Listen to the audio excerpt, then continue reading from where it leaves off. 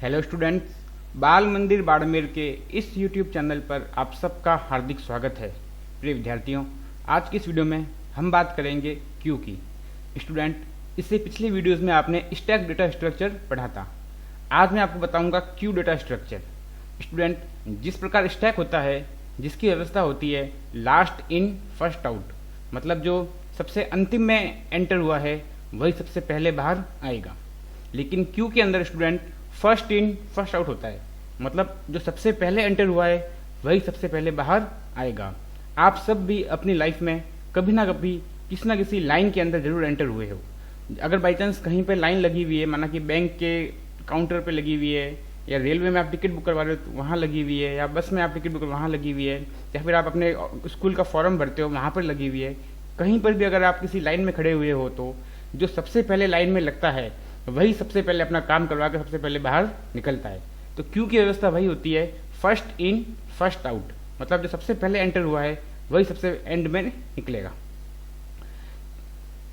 Q एक linear data structure है और यह FIFO first in first out के सिद्धांत पर कार्य करता है, अर्थात वह आइटम जो कि सबसे पहले ऐड किया जाता है वही आइटम सबसे पहले रिमूव किया जाएगा, और वह आइटम जो सबसे अंत में ऐड किया जाता है उसे ही अंत में रिमूव किया जाएगा, मतलब फर्स्ट इन फर्स्ट आउट। इसको स्टूडेंट दूसरे शब्दों में कहे तो क्यू एक एब्स्ट्रैक्ट डेटा स्ट्रक्चर है। यह स्टैक की तरह ही होता है, परंतु क्यू के दोनों एंड्स खुले रहते हैं, जबकि स्टैक में केवल एक टॉप एंड ही खुला रहता है। आपको मैंने स्टैक में बताया था कि स्टैक में एक ही एंड होता है, टॉप एंड। उसी टॉप एंड से हम किसी भी आइटम को स्टैक के अंदर इंसर्ट करते हैं और उसी टॉप एंड से हम किसी भी आइटम को स्टैक के अंदर से रिमूव करते हैं। लेकिन क्यू के अंदर दो एंड होते हैं, एक एंड से आइटम को इंसर्ट किया जाता है और दूसरे एंड से आइटम को रिमूव किया जाता है। आप सब लोग क्यू में जानते ही हो, जो जैसा कहीं पे लाइन लगी हुई है तो सबसे पीछे से, मतलब उसका रियर जो हिस्सा होगा वहां से कोई भी आइटम मतलब इंसर्ट होता है, और सबसे आगे से, जिसके माना कि सबसे आगे जो लाइन में खड़ा है उसका काम हो गया तो वहां से बाहर निकल जाएगा। मतलब क्यू के फ्रंट से मतलब किसी भी आइटम को रिमूव किया जाता है। हमारे दैनिक जीवन में क्यू के उदाहरणों में सुबह की सभा के लिए पंक्ति में खड़े छात्र, जैसे कि आप देखते हो कि जो सुबह सभा मतलब आपकी जो असेंबली होती है, मॉर्निंग असेंबली प्रार्थना होती है, उसमें सभी छात्र एक लाइन में खड़े रहते हैं। सबसे आगे कौन सा होता है, जो सबसे एक लाइन है बनी हुई है उसमें सबसे आगे खड़े छात्र क्यू का सबसे पहला एलिमेंट, और उस लाइन में सबसे अंत में खड़ा छात्र क्यू का सबसे अंतिम एलिमेंट होगा। और अगर किसी को लाइन में लगना है तो पीछे से लगता है, कभी आगे से नहीं लगता। बैंक में कैश काउंटर पर कतार में खड़े कस्टमर, फ्यूल पंप्स पर कतारबंद व्हीकल्स आदि शामिल है। जैसे कुछ इसका एग्जाम्पल है, ये बैंक के अंदर कुछ कस्टमर्स खड़े हैं लाइन के अंदर। अगर माना सबसे पहले ये एंटर हुआ है, इसके बाद में ये एंटर हुआ है, उसके बाद में ये एंटर हुआ है, अब कोई चौथा आएगा तो इस क्यू के मतलब पीछे से रियर भाग से एंटर होगा। और माना कि जो सबसे फर्स्ट एंटर हुआ था इसका काम हो गया तो यहाँ से ये रिमूव हो जाएगा। मतलब क्यू के फ्रंट से आइटम को रिमूव करते हैं और क्यू के रियर से आइटम को ऐड करते हैं। तो ये हमारी होती है क्यू। इसके दो एंड होते हैं, एक रियर एंड और एक फ्रंट एंड। फ्रंट एंड से आइटम को रिमूव किया जाता है और रियर एंड से आइटम को इंसर्ट किया जाता है। वैसे ये हमारा पेट्रोल पंप का एग्जाम्पल है। अगर इसमें वहाँ गाड़ियाँ खड़ी हैं तो ये भी गाड़ी एक क्यू में एक लाइन में खड़ी है।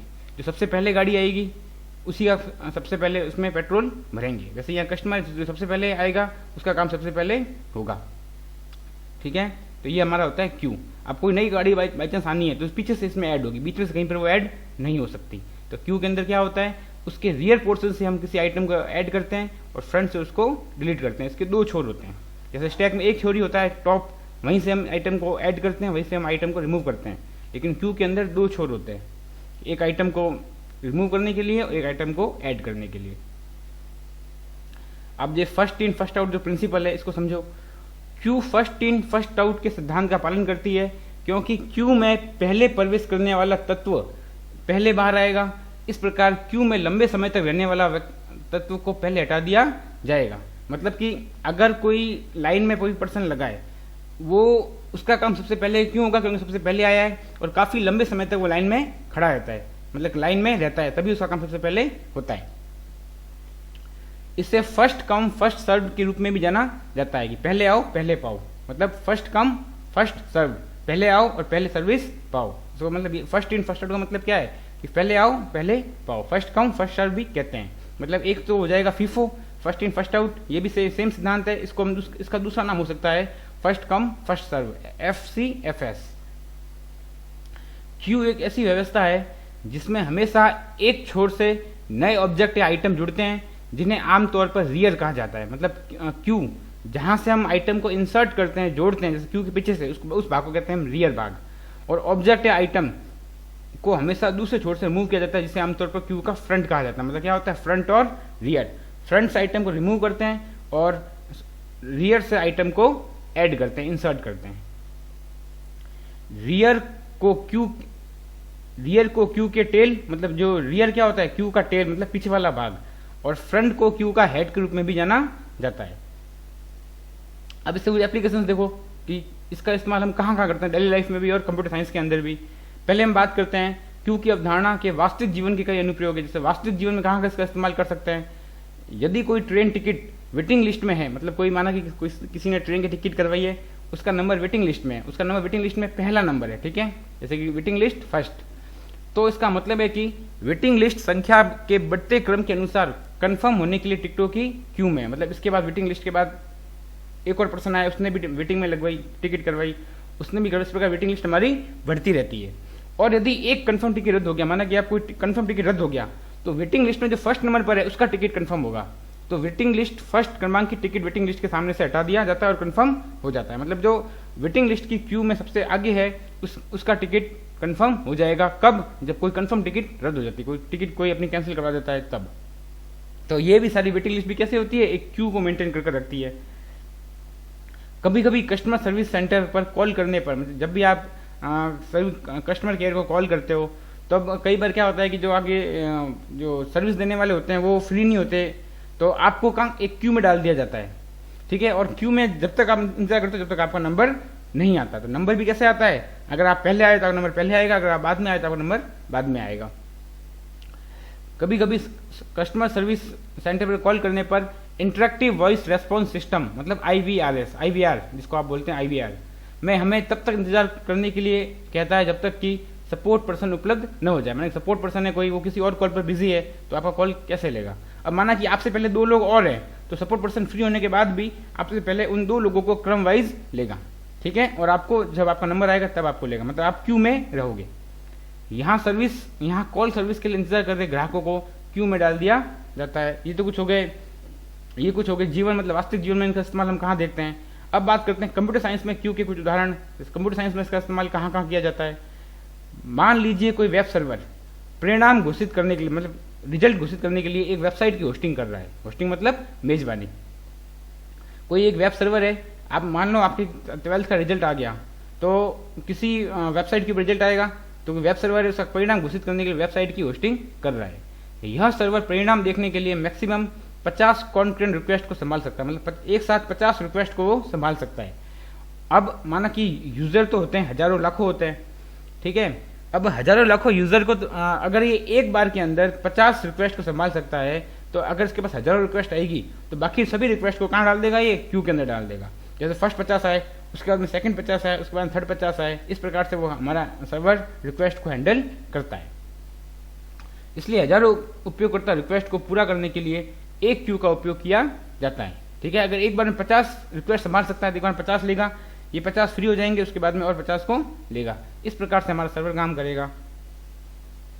जब हम एक कंप्यूटर से या विभिन्न कंप्यूटरों से एक प्रिंट को साझा उपयोग करके कई फाइलों के प्रिंट कमांड भेजते हैं, मतलब कहने का मतलब ये है कि अगर हम एक कंप्यूटर से या फिर मल्टीपल कंप्यूटर से, मतलब आपके सभी सिस्टम लैब, आप यूँ समझ लो आपकी कंप्यूटर लैब के सभी सिस्टम एक लैन केबल से जुड़े हुए हैं और आपकी लैब में एक ही प्रिंटर है, तो आप या तो एक कंप्यूटर से दो या सभी कंप्यूटरों से एक ही प्रिंटर पर कोई प्रिंट देते हो, कोई फाइलों को प्रिंट देते हो, तो सबसे पहले जो प्रिंटर के पास में रिक्वेस्ट आएगी प्रिंट देने की, सबसे पहले वो प्रिंट होगी। उसके बाद में जितनी भी रिक्वेस्ट आएंगी सब किस में आ जाएगी, क्यू के अंदर आ जाएगी। और जैसे जैसे उनका नंबर आएगा वैसे वैसे वो उनको मेंटेन करेगा और उनको प्रिंट देता चलेगा। तो ये सब हैंडल कौन करता है, हमारा ओएस, ऑपरेटिंग सिस्टम। तो ओएस इन प्रिंट रिक्वेस्ट को क्यू में रखता है और उन्हें फीफो के आधार पर, मतलब फर्स्ट इन फर्स्ट आउट, जो रिक्वेस्ट पहले आई है उसका काम वो प्रिंट पहले होगी और जो रिक्वेस्ट बाद में आई है वो बाद में प्रिंट होगी। तो उन्हें फीफो के आधार पर एक एक करके प्रिंटर को भेजता है। ये कुछ होगा कंप्यूटर। इसके अलावा स्टूडेंट कई सारे एग्जाम्पल और भी हो सकते हैं, जैसे कि आप सर्वर पर काम कर रहे हो, या फिर जैसे कि आपने एक साथ कई सारे टास्क सीपीयू को परफॉर्म करने के लिए दे दिए, तो उन सभी टास्क को वो क्यू में डाल देता है, जो टास्क पहले आया होता है उसको सॉल्व करता है। तो ये सब और भी कई सारे एग्जाम्पल हो सकते हैं इसके। तो ये कुछ मतलब वास्तविक जीवन में भी आप क्यू का उपयोग देखते हो, और कंप्यूटर साइंस में भी इसका उपयोग तो है ही। अब क्यू के कुछ ऑपरेशन होते हैं, जैसे कि पहला है एन क्यू। एन क्यू मतलब क्यू में किसी नए आइटम को इंसर्ट करना। जब हम क्यू में किसी आइटम या एलिमेंट को ऐड करना चाहते हैं तो उस ऑपरेशन को एन क्यू कहते हैं, मतलब इंसर्ट करना मतलब एंटर करना। डी क्यू मतलब डिलीट करना, डिलीट क्यू। जब हम क्यू में से किसी आइटम को डिलीट कर देते हैं तो उसे ऑपरेशन को डी क्यू कहते हैं, मतलब आइटम को डिलीट करना मतलब क्या कहलाएगा हमारा, डिलीट करना है, रिमूव करना, ऑपरेशन डी क्यू। एक है हमारा पीक। पीक मतलब होता है सीड्स, मतलब क्यू में सबसे आगे कौन खड़ा है, मतलब क्यू का सीड्स क्या होगा, क्यू का फ्रंट जो क्यू में सबसे आगे है वही तो क्यू के सीड्स के अंदर है, तो उसको कहेंगे हम पीक। इस ऑपरेशन का प्रयोग क्यू के फ्रंट एलिमेंट को प्राप्त करने के लिए किया जाता है, और इसमें एलिमेंट को डिलीट नहीं किया जाता। मतलब पीक में क्या होता है, हम ये देखते हैं कि क्यू का पीक है क्या, उसका फ्रंट क्या है, लेकिन इसका मतलब ये पता करने के लिए उसके टॉप का करना मतलब उसके सीट्स पर कौन है, उसके क्यू में सबसे आगे कौन है, उसको सिर्फ उसकी डिटेल को फैच करते हैं, लेकिन उसकी डिटेल को डिलीट नहीं करते हैं। इज एम्प्टी, ये चेक करने के लिए कि क्यू हमारी खाली मतलब खाली है या भरी हुई है। इसका प्रयोग यह चेक करने के लिए किया जाता है कि क्यू खाली है या नहीं। जब क्यू खाली होती है तब वह अंडरफ्लो कंडीशन को थ्रो करती है। मतलब अंडरफ्लो का मतलब क्या होता है, अगर आप क्यू आपकी खाली है, खाली क्यू के अंदर से भी अगर आप कुछ डिलीट करने की कोशिश करते हो तो उसको आप डिलीट नहीं कर पाओगे। क्यों? क्योंकि इसमें क्यू में कोई एलिमेंट ही नहीं है। जब कोई एलिमेंट ही नहीं होगा तो आप किसको डिलीट करोगे। ऐसी स्थिति के अंदर अंडरफ्लो कंडीशन आती है। ये चीज मैंने आपको स्टैक में भी बताई थी, अंडरफ्लो और ओवरफ्लो कंडीशन। इज फुल, इसका प्रयोग यह चेक करने के लिए किया जाता है कि क्यू पूरी तरह से फुल है या नहीं। जब क्यू पूरी तरह से फुल होती है तो यह ओवरफ्लो कंडीशन को थ्रो करती है। मतलब अगर क्यू हमारी पूरी तरह से फुल गई, उसकी साइज पूरी हो गई, उसके बाद अगर कोई आप नया आइटम इसमें इंसर्ट करोगे तो वो नहीं कर पाएगा। कंडीशन क्या होगी हमारी, ओवरफ्लो। लेकिन स्टूडेंट आप पाइथन लैंग्वेज के अंदर काम कर रहे हो। पाइथन लैंग्वेज एक डायनामिक लैंग्वेज है जो कंप्यूटर की मेमोरी का इस्तेमाल करती है, इसलिए आप पाइथन के अंदर कभी भी ओवरफ्लो कंडीशन का इस्तेमाल, ओवरफ्लो कंडीशन को नहीं देखोगे, क्योंकि कंप्यूटर की मेमोरी बहुत ज्यादा होती है, उसे आप कभी भर नहीं पाओगे। अब ये कुछ ऑपरेशन परफॉर्म है, देखो एक बार समझो इसको कि किस प्रकार से क्यू बनती है और किस प्रकार क्यू में इसमें डेटा को निकालते हैं। जैसे कि सबसे पहले एन क्यू। एन क्यू मतलब होता है क्यू के अंदर डेटा इंसर्ट करना। एन क्यू जेड, क्यू के में क्या कर रहे हैं, शुरू में हम इसके अंदर इंसर्ट कर रहे हैं किसी एलिमेंट जेड को, तो जेड एलिमेंट इंसर्ट किया तो ये इसका फ्रंट है। अब जेड ही हमारा फ्रंट है, जेड ही हमारा रियर है, क्योंकि इसके अंदर एक ही एलिमेंट है। अगर क्यू में हमारा एक ही एलिमेंट है तो वही इसका फ्रंट, वही उसका रियर। अब जैसे हमने किया एन क्यू एक्स, तो इसका फ्रंट तो हो गया जेड और रियर क्या हो गया एक्स। फिर हमने फिर से किया एन क्यू सी, तो इसका रियर हो गया सी। मतलब हमेशा ऐड कहां से होता है, इसके पीछे से, क्यू के पीछे से, और रिमूव कहां से होता है, क्यू के आगे से। तो फ्रंट इसका हो गया जेड और सी हो गया इसका रियर। और हमने किया डी क्यू। डी क्यू मतलब डिलीट, रिमूव कहां से होता है, क्यू के फ्रंट से, तो क्या जाएगा हमारा जेड, पीछे क्या बच गया एक्स और सी। अब हमारा फ्रंट हो गया एक्स और रियर हो गया हमारा सी। फिर हमने एन क्यू किया वी, तो एंड से हमारा एन इंसर्ट होगा तो वी इंसर्ट हो गया, तो ये हमारा हो गया रियर और एक्स हमारा फ्रंट ही था। फिर हमने किया डी क्यू, तो एक्स बाहर आ गया। फिर हमने किया डी क्यू वापस से, तो सी बाहर आ गया, और लास्ट में वापस एक एलिमेंट बच गया जो हमारा जी, वही फ्रंट है और वही रियर है।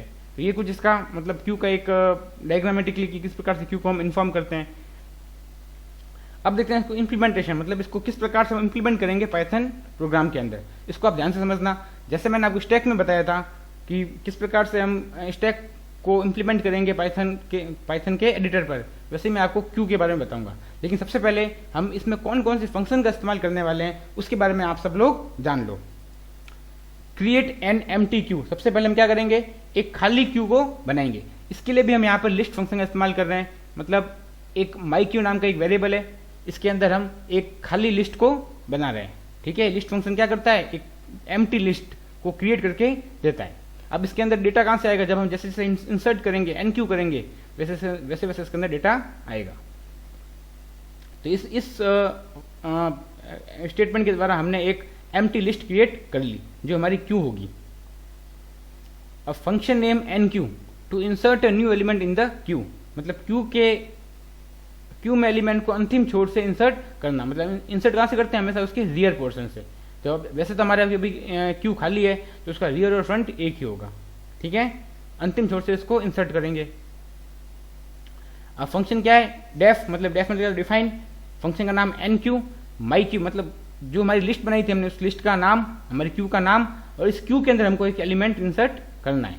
तो इंसर्ट करने के लिए हमेशा हम अपेंड फंक्शन का इस्तेमाल करेंगे और डिलीट करने के लिए हमेशा पॉप फंक्शन का इस्तेमाल करेंगे। ठीक है, ये आपकी इनबिल्ट फंक्शन है जिसका इस्तेमाल हम करते हैं। अपेंड मतलब इंसर्ट करना और पॉप मतलब डिलीट करना। तो अब आपकी क्यू का नाम है माई क्यू, तो माई क्यू के अंदर ही हमको इंसर्ट करना है, इसलिए माई क्यू डॉट अपेंड। ठीक है, अपेंड कौन सा एलिमेंट, जो एलिमेंट हमने यहाँ पर पास किया है उसी एलिमेंट को हम इस माई क्यू के अंदर अपेंड कर देंगे। अब यहाँ पर वही सेम चीज़ है, दो फंक्शन है, पहला पैरामीटर क्यू का नाम, दूसरा मतलब उस क्यू का नाम जिसके अंदर हमको एलिमेंट इंसर्ट करना है, और दूसरा है हमारा एलिमेंट कि वो एलिमेंट जो क्यू के अंदर इंसर्ट होना है। इसके बाद स्टूडेंट इज फुल।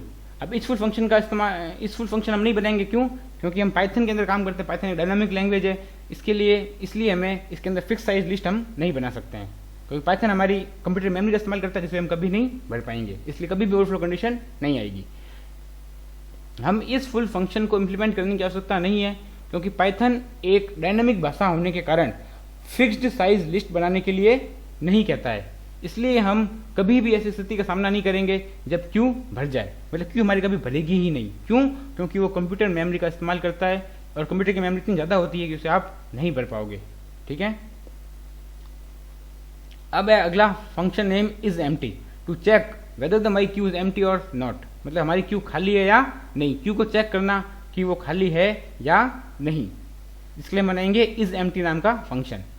अब ठीक है, ये हमारी इज एम्प्टी नाम का हमने फंक्शन बनाया, इसके अंदर हमने क्यू पास कर दी जिसको हम चेक करेंगे कि वो खाली है या नहीं।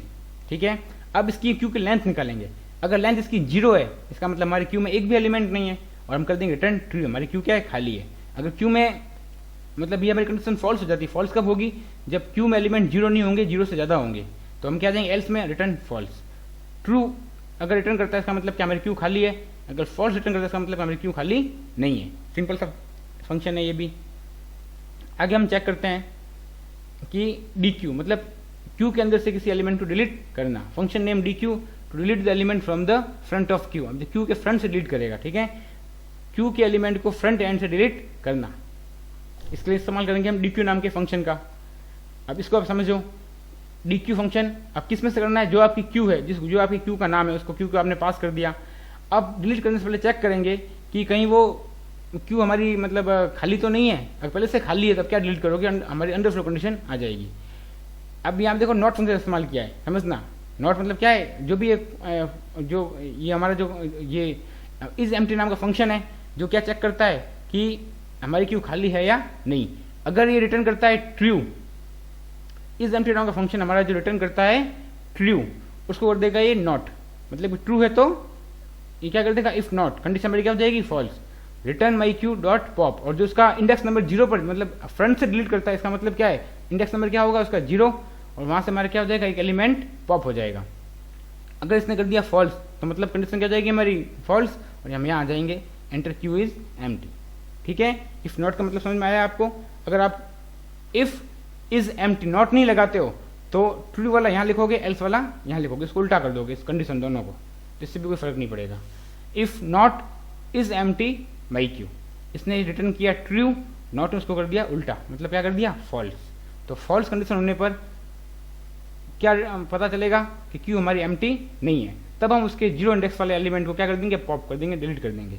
अगर इसने कर दिया, हम इस एम्प्टी फंक्शन ने रिटर्न किया फॉल्स, नॉट कर देगा उसको इनवर्स, मतलब क्या कर देगा ट्रू, ट्रू कर दिया इसका मतलब क्या है कि हमारी क्यू सच में एम्प्टी है, तो हम प्रिंट करवा देंगे क्यू इज एम्प्टी। और चाहो तो आप यहाँ लिखवा सकते हो underflow condition the pop function with index 0।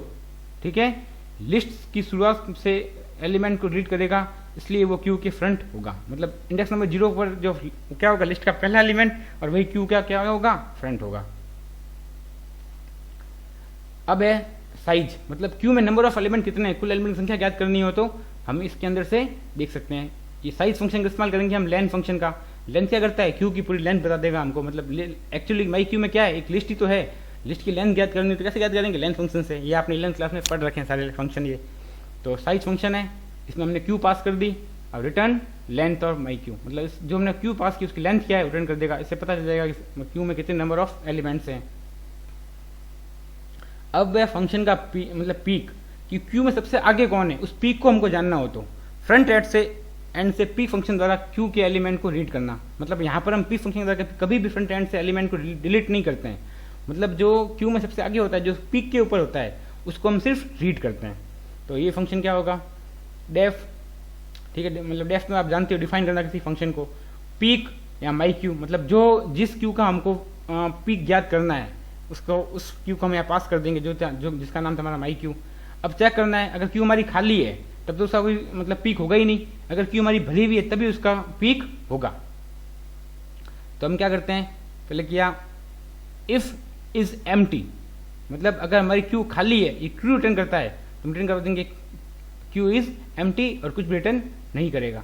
लेकिन ये कंडीशन हमारी फॉल्स होती है तो हम रिटर्न कर देंगे रिटर्न माई क्यू का जो जीरो इंडेक्स है वो उसको रिटर्न कर देंगे। अब स्टूडेंट इसी को हम एक बार प्रोग्राम के रूप में आपको मैं दिखा देता हूँ कि बताऊं मैं आपको, इसका प्रोग्राम मैंने बना के रखा है।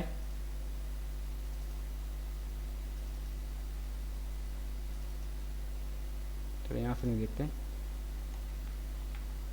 यहाँ से दिखाता हूँ मैं आपको डायरेक्ट वहीं से। ठीक है, हमारी पाइथन है, ये एक्चुअली मैं समय बचाने के लिए प्रोग्राम बना के रखता हूँ। अगर पूरा प्रोग्राम यहाँ बनाऊंगा तो काफ़ी समय लग जाएगा और वीडियो भी हमारा लंबा हो जाएगा, तो वो मैं नहीं चाहता हूँ। ठीक है, ये हमारा क्यू का प्रोग्राम है। ठीक है, जो आपको समझाया वही प्रोग्राम है सेम। सबसे पहले एन क्यू फंक्शन हमारा, ठीक है, जो क्यू के अंदर एलिमेंट को इंसर्ट करता है। इसमें दो आर्ग्यूमेंट लिए हैं, माई क्यू और एक एलिमेंट। मतलब माई क्यू वो क्यू जिसके अंदर एलिमेंट को इंसर्ट करना है और एलिमेंट वो एलिमेंट जो क्यू के अंदर इंसर्ट होना है।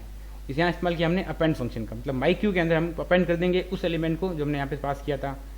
बाद में इज एम्प्टी, जो ये चेक करेगा कि क्यू खाली है या भरी हुई है, तो उसमें माई क्यू पास कर दिया। जिस क्यू को हमको चेक करना है कि वो खाली है भरी हुई, उस क्यू को हमने पास कर दिया यहाँ पे। अब इसकी लेंथ अगर जीरो निकलती है इसका मतलब क्यू में एक भी एलिमेंट नहीं है और हम रिटर्न ट्रू करवा देंगे, else return false. Dequeue, किसी आइटम में से किसी क्यू में से आइटम को डिलीट करना, तो हमने जिस क्यू में से आइटम डिलीट करना उस क्यू के नाम को हमें पास कर दिया।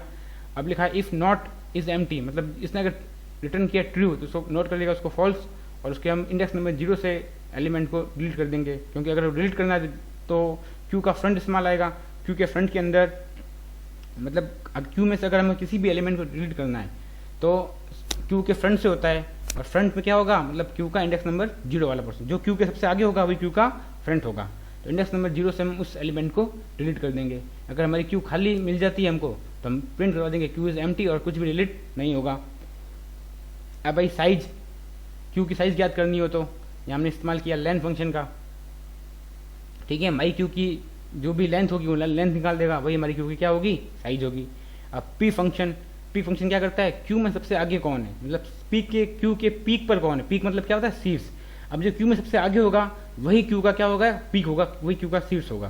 तो उसको हम चेक करेंगे। सबसे पहले चेक करेंगे कि हमारी क्यू खाली तो नहीं है। अगर हमारी क्यू खाली है तब हमें उसका पीक मिलेगा ही नहीं, क्योंकि क्यू के अंदर कोई भी एलिमेंट नहीं है, तो क्या आप क्या शीर्ष देखोगे उसका। जब एलिमेंट होंगे तभी तो शीर्ष देखोगे। तो सबसे हम चेक करवा रहे हैं if is empty my Q. अगर क्यू हमारी खाली होती है, कंडीशन ट्रू होती है, तो हम प्रिंट करवा देंगे क्यू इज एम्प्टी और कुछ भी रिटर्न नहीं करेंगे। लेकिन अगर हमारी क्यू खाली नहीं है तब उसका जो इंडेक्स में जीरो का एलिमेंट होगा वही सबसे आगे का एलिमेंट होगा, वही उसका पीक एलिमेंट होगा, उसको हम रिटर्न करवा देंगे। ये तो कुछ हो गए हमारे फंक्शन। अब इसको देखते हैं प्रोग्राम में। सबसे पहले हमने क्या किया, यहाँ पे फंक्शन सारे बना दिए। अब अब क्या कर रहे हैं, फंक्शन के बाहर आ गए हम। अब यहाँ हम सबसे पहले एक एम्प्टी लिस्ट को क्रिएट कर रहे हैं। ठीक है, माई क्यू हमने इस्तेमाल किया लिस्ट फंक्शन का, ये एक एम्प्टी लिस्ट को क्रिएट करेगी। अब each person to be assigned as code as P1 P2 P3, मतलब अब जैसे हम क्यू के अंदर पर्सन को एंटर करेंगे उसका कोड क्या रखेंगे, P1 पर्सन, मतलब पर्सन 1 तो P1 पर्सन, पर्सन 2 तो P2 पर्सन, इस प्रकार से उसका कोड रखेंगे। अब सबसे पहले क्या है, enter person code to enter in a queue, मतलब इनपुट ले रहे हैं। एंटर पर्सन कोड मतलब जिस पर्सन को क्यू के अंदर एंटर कराना है उस पर्सन का कोड लिखो। हमने उसको एन क्यू ऑपरेशन का इस्तेमाल किया। ठीक है, अब ये जो हमने कोड लिखा वो जाएगा एलिमेंट के अंदर। अब एलिमेंट में आ गया और माई क्यू के अंदर क्या हो जाएगा, वो अब एन क्यू फंक्शन कॉल हो रहा है। एन क्यू फंक्शन क्या होता है, हम इसको अपेंड कर रहे थे तो यहाँ से वो अपेंड हो जाएगा। वैसे ही सेकंड पर्सन होगा, enter person code to enter in a queue, हम लिखेंगे P2, उसको भी एंटर करवा देंगे। बाद में डी क्यू ऑपरेशन, उससे क्या हो जाएगा, पर्सन रिमूव हो जाएगा। फिर क्यू की साइज यहाँ से मालूम चल जाएगी। उसके बाद में 3% बार से हम इनपुट करवा रहे हैं और उसके बाद now we are going to remove remaining people from the queue, हम क्यू से हर पर्सन को निकाल रहे हैं, तो उसके लिए फंक्शन लगाया यहाँ पे। यहाँ फंक्शन क्या है, while not is empty my Q, अगर हमारी जो क्यू है ये फिर से यहाँ नॉट लगाया मतलब रिटर्न करती है ट्रू, उसको कर देगा फॉल्स, मतलब हमारी क्यू सच में फॉल्स मतलब खाली नहीं है, तब तक क्या कर देगा, ये हर एक एलिमेंट को रिमूव करेगा। अगर हमारी क्यू खाली होती, तो अगर ये कंडीशन हमारी हो जाती फॉल्स, तो हम इस लाइन पे जाते ही नहीं, क्यों, क्योंकि हमारी क्यू खाली है। ये लूप में कब जाएगा, जब हमारी क्यू खाली नहीं होगी। इज एम्प्टी, अगर इस फंक्शन रिटर्न किया माना कि ट्रू, तो नॉट क्या कर देगा उसको, फॉल्स। इसका मतलब यही होगा कि हम आगे क्यू कैसे डिलीट कर सकते हैं। इसको रन करवा के दिखाऊं आपको मैं अब, जैसे कि F5। अब प्रोग्राम को देखो ध्यान से, ये हमारा प्रोग्राम था, थोड़ा दिखाता हूँ मैं आपको, ये इस प्रकार से शो कर देता हूँ, ठीक है, इससे आपको समझ में आ जाएगा।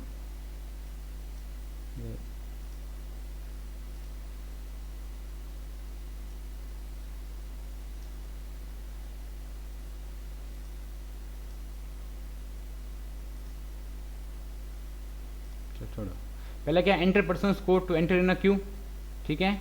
अब यहाँ पर हम दे देते हैं पर्सन कोड, हमने दे दिया माना कि P1, फिर से दोबारा से मांग रहा है, तो हमने दे दिया इसको P2। अब देखो यहाँ पे यही था, 2 एलिमेंट इंसर्ट करवा दिए, ठीक है। अब कर रहा है person remove from the Q, person को रिमूव करना है, person remove from the Q कौन सा, का P1, जो मतलब पहले एंटर हुआ क्यू के अंदर, P1 पहले हुआ था, P2 बाद में हुआ था, तो P1 पहले इसमें क्या हुआ, रिमूव हो गया, क्योंकि P1 पहले आया था। उसके बाद हम साइज देख रहे हैं इसकी, अब एक पहले 2 पर्सन थे, एक को डिलीट कर दिया, उसके बाद number of people in the queue is 1, only for कितने थे, 1 ही थे। अब enter numbers, enter person code to enter in the queue, फिर से एंटर करवाते हैं, तो नाम रखा मैंने इसका P3, फिर से एंटर करवाते हैं, नाम रखा मैंने इसका P4, फिर से एंटर करवाते हैं, नाम रखा मैंने इसका P5, ठीक है। अब now we are going to remove remaining people from the queue, P1 को हमने पहले रिमूव कर दिया था, अब P2, P3, P4, P5 बचे थे। अब इसको प्रोग्राम को देखो यहाँ पे, ठीक है, ये 3 एंटर करवा दिए। अब now we are going to remove remaining people from the queue, हम इसको रिमूव कर रहे हैं यहाँ से, ठीक है। और यहाँ से ये P2, P3, P4, P5, पहले P2 हुआ, बाद में P3, बाद में P4, बाद में P5, ये आप देख सकते हो, ये हमारी क्यू बन चुकी है। स्टूडेंट, यही हमारा क्यू का प्रोग्राम था। इसको आप इस वैसे तो मैंने आपको एक एक फंक्शन बता दिया है, जैसा हमने स्टैक में काम किया था वैसे हम क्यू में काम करेंगे। अब ये फंक्शन अगर आपको प्रोग्राम समझ में नहीं आता है, तो उसको आप वीडियो को पॉज करके एक बार दोबारा से देखें और समझें। इस प्रोग्राम के अंदर कोई भी बहुत मुश्किल लाइन नहीं है, और जो भी कुछ है वो मैंने आपको सब समझा दिया है। स्टूडेंट, आज की वीडियो में आपको बस क्यू के इम्प्लीमेंटेशन के बारे में और इंट्रोडक्शन के बारे में बताया है। एक क्यू और होती है जिसको हम बोलते हैं DQ, मतलब डबल एंडेड क्यू, मतलब ऐसी क्यू जिसके दोनों एंड से रिमूव और ऐड किया जा सकता है। उसके बारे में मैं आपको कल बताऊंगा। आज की वीडियो में इतना ही स्टूडेंट, धन्यवाद।